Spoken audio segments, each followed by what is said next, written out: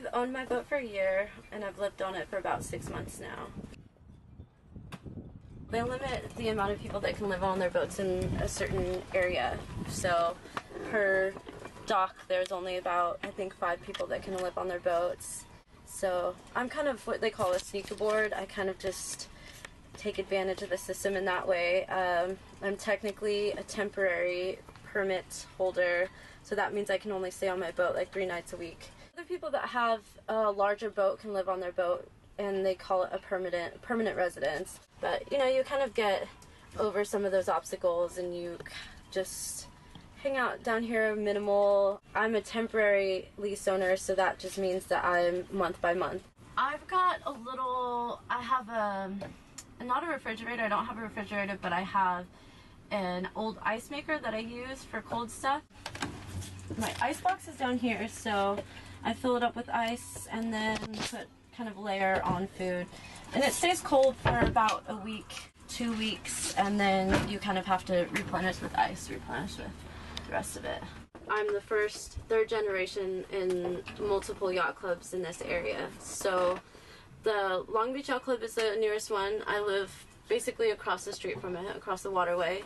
And my grandparents have been involved in that for about 60 years or something, or 40 years, something ridiculous. No, it started with a little 10-foot scow that my father and I made probably back in the late 1930s. Long Beach Yacht Club, not everybody has a boat, and my family's kind of special because we all have boats, and it's a sailing thing for us.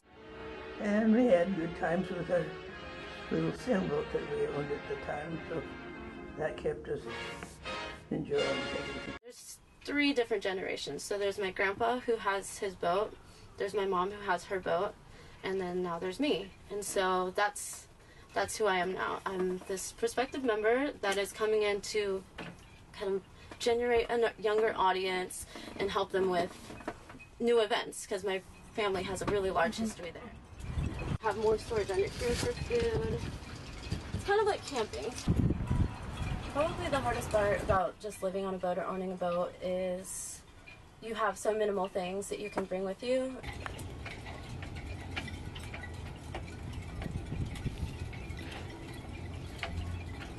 You live with such minimal parts of your life. All of my stuff is in a storage unit, so you kind of just collect all the things that are really important to you. You know, just basic stuff. Most of my actual kitchen things are in my storage unit, my bed, my desk, stuff like that, but everything here that I have is really important to me. I would say, yeah, it's semi-temporary. Until I have the right job, or until I have the right people in my life, until I'm ready for that next step, basically. So the bathrooms are pretty fun. It's kind of like dormitory living, where you walk up the dock, you know, with your toothbrush. It's basically a public bathroom. It's like a state bathroom.